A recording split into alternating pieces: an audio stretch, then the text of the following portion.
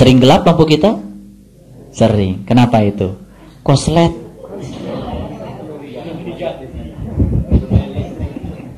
Koslet. Negatif doang gitu ya.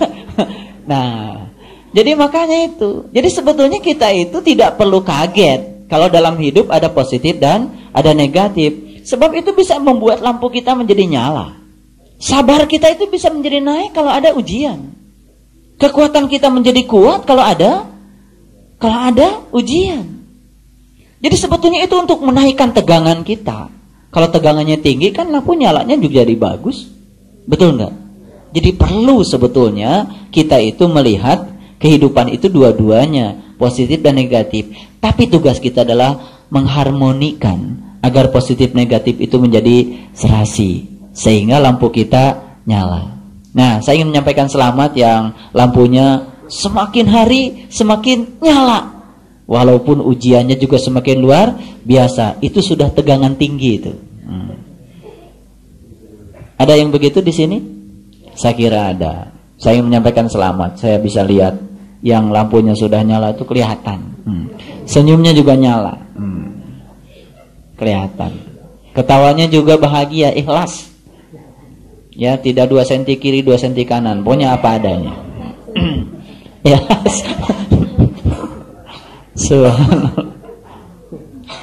Nah, ketika kita itu bisa memunculkan 3 pertanyaan penting setiap saat, maka yang pertama yang akan kita dapat adalah kita akan merasa berkecukupan setiap saat. Kapan kita bisa merasa berkecukupan? Ketika tidak punya lagi keinginan untuk lebih dari yang lain.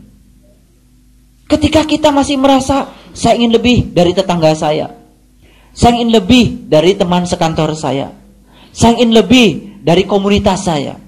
Perasaan lebih itu sesungguhnya sering menyiksa kita, sehingga kita sering bekerja dan bersaing untuk menjadi yang lebih dari yang lain. Sebenarnya ketika perasaan lebih itu kita pelihara, kita sedang meniadakan perasaan berkecukupan. Dan itu sesungguhnya nafsu.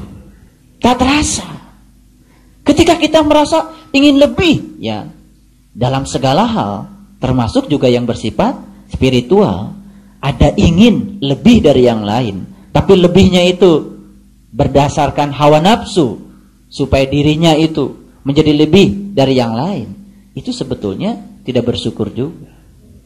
Masih belum merasa berkecukupan. Oke? Yang kedua, ketika kita mampu memunculkan 3 pertanyaan yang tadi setiap saat, maka akan muncul yang kedua.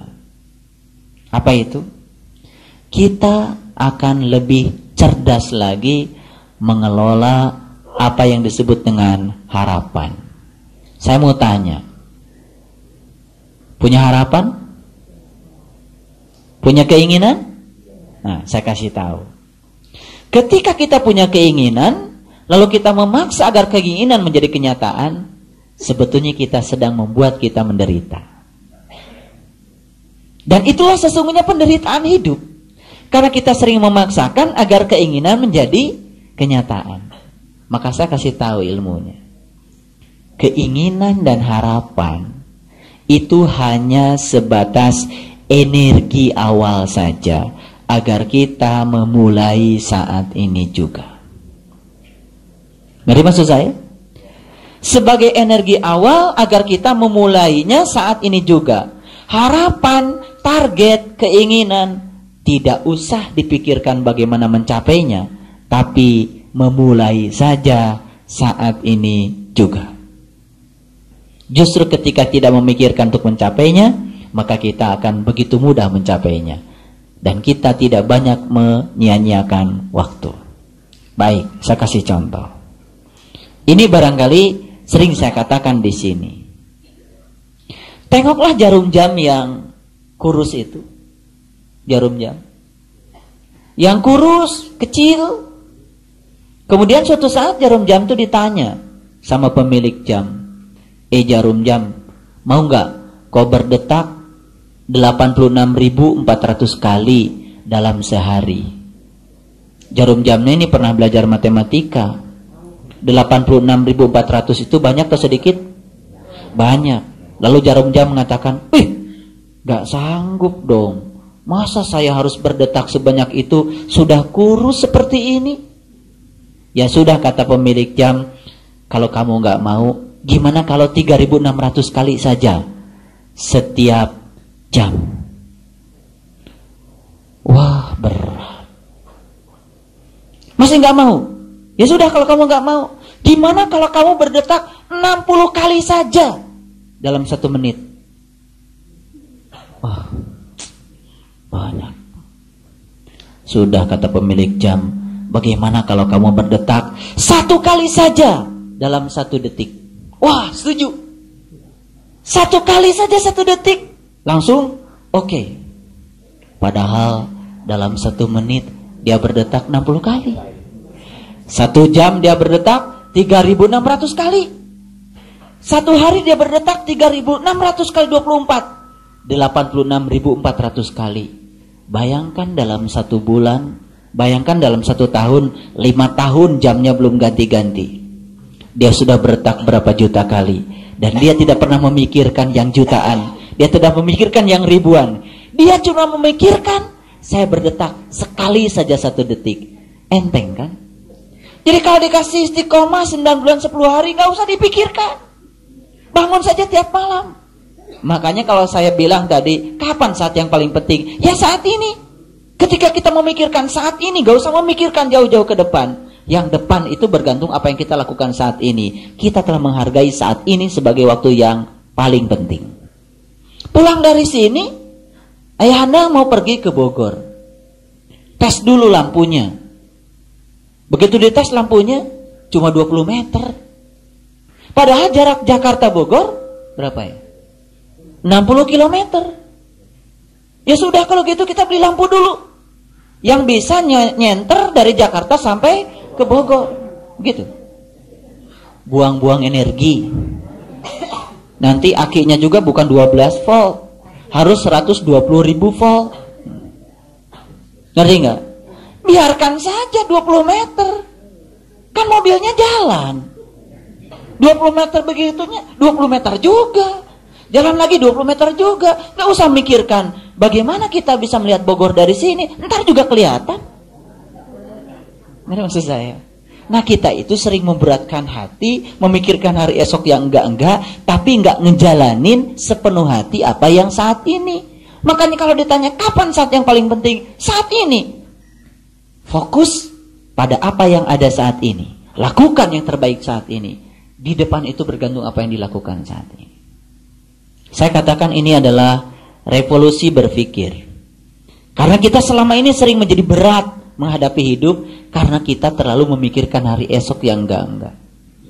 Kadang-kadang lihat anak-anak kecil-kecil, ada yang katakan sama saya, aduh Pak, kalau saya mati besok anak saya masih kecil. Nah, itu sama dengan harus punya lampu yang bisa nyenter dari Jakarta ke Bogor. Ya kalau kamu mau mati ya mati aja. Lah itu soal anak apa ya? Allah kasih mati berarti sudah itu yang terbaik bagi dia. Nanti ada jalannya. Pasti akan diberi jalan oleh Allah. Banyak juga di antara kita ya yang sudah tinggalkan ibu bapaknya sejak kecil mati, hidup juga sampai sekarang. Betul nggak? Jadi maksud saya, kenapa kita tidak fokus pada saat ini saja? Bersama dengan orang-orang yang sedang ada dekat dengan kita saat ini. Dan lakukan yang terbaik pada mereka.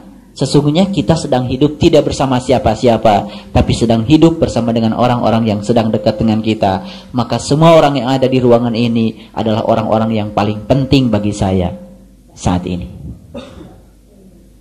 Nanti saya pindah ruang kemana? Mereka yang paling penting bagi saya. Tadi saya habis ceramah di Fatmawati.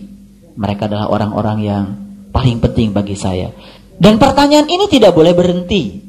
Harus berulang-ulang. Dimanapun, kapanpun, munculkan pertanyaan ini. Karena ini adalah pertanyaan yang paling penting. Oke. Jadi yang kedua, apa tadi?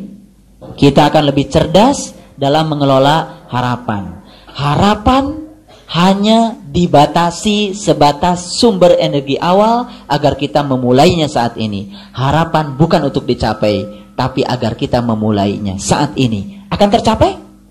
akan tercapai tanpa kita memikirkannya. Begitu lihat Quran, 6.666 ayat. Gak pernah baca. Kalau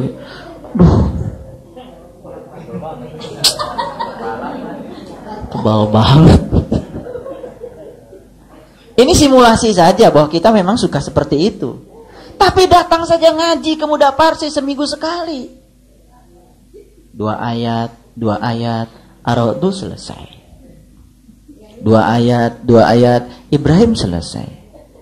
Nanti begitu sudah lama terkejut, ngaji cuma seminggu sekali, kok udah selesai 30 juz. Rasul itu mengatakan, kebaikan yang sedikit dilakukan terus-menerus. Itulah yang bernama kebaikan. Tapi kalau kita melakukan kebaikan yang banyak tapi cuma sekali, sesungguhnya itu bukan kebaikan. Itu adalah hawa nafsu. Ternyata semuanya menjadi enteng kalau kita hidup di saat ini saja. Fokus pada saat ini, dan ternyata ini adalah revolusi berpikir. Kalau semua kita sukses memunculkan 3 pertanyaan penting tadi setiap saat, maka kita akan selalu menghargai orang lain. Tidak mungkin kita berbuat anarkis, tidak mungkin menyakiti orang lain, karena mereka adalah orang-orang yang paling penting. Bagaimana Pak, ketika saya berada dalam sebuah situasi di mana orang lain menyakiti kita? Harap tahu bahwa sesungguhnya ketika orang lain menyakiti kita, sesungguhnya mereka pun sedang menjadi orang-orang penting. Karena mereka sedang menghidupi hidup bersama kita. Dan saat itu, sesakit apapun, itu adalah saat yang paling penting. Oleh karena itu, terhadap mereka yang menyakiti kita, lakukan tindakan yang paling penting. Peduli pada mereka, sayangi mereka. Sesakit apapun tindakan mereka pada kita, maka kita akan menjadi orang yang penting. Paham maksud saya? Kalau memunculkan pertanyaan itu di saat situasi seperti ini, itu biasa. Tapi ketika kita memunculkan pertanyaan itu dalam situasi yang sangat sulit, dan kita tetap seperti saat ini, sebetulnya kita telah mengalami sebuah loncatan spiritual. Jadi ketika nanti mungkin saja di rumah kita, di mana saja, di tempat kita bekerja, tiba-tiba situasi seperti tidak yang kita inginkan. Munculkan pertanyaan itu. Ya Allah, inilah saat yang paling penting. Dan mereka semua orang-orang yang kelihatan seperti menjengkelkan dari hawa nafsu kita, mereka adalah orang-orang yang paling penting. Karena mereka sedang membuat saya menjadi besar. Mereka sedang membuat saya menjadi kuat. Dan mereka sedang membuat saya menjadi lebih baik. Maka lakukanlah tindakan yang paling penting untuk mereka. Menyayangi mereka sesulit apapun. Dan ketika latihan ini sukses, maka di situ kita akan mengalami sebuah loncatan spiritual. Dalam sesaat kita akan menjadi yang luar biasa dari yang biasa. Yang ketiga, ketika kita mampu memunculkan 3 pertanyaan yang tadi, maka kita akan mendapatkan yang ketiga. Apa itu yang ketiga? Saya kasih tahu. Yang ketiga, bahagia itu ada dalam perjalanan. Mengerti? Bahagia itu ada dalam perjalanan. Anggap saja hidup kita itu seperti kita berdharma wisata. Kita mau pergi ke Anyer. Tidak usah nunggu sampai Anyer kita bahagia. Ada makanan, makan. Bisa nyanyi, nyanyi. Yang bisa sedikit lelucon. Kalau leluconnya membuat orang lain menjadi segar dan tidak ngantuk, tidak masalah. Karena bahagia dalam perjalanan. Nah, selama ini kita selalu berangan-angan, nanti kalau rumah saya sudah jadi, saya pasti tenang. Kenapa kita tidak bahagia saat rumah belum jadi? Bersama dengan orang-orang yang sedang ngaduk, bersama dengan orang-orang yang sedang nembok, kita bisa berbagi dengan mereka. Kenapa tidak itu? Kita itu sering membatasi bahagia. Karena apa? Karena bahagia itu kalau saya umpamakan seperti lampu. Ada saklarnya. Lampu ini mau nyala atau mau padam tergantung saklarnya. Betul nggak? Betul nggak? Saklarnya di-on-kan, lampunya nyala. Saklarnya di-off-kan, lampunya padam. Itu artinya apa? Bahagia dan sedih itu sebetulnya pilihan kita.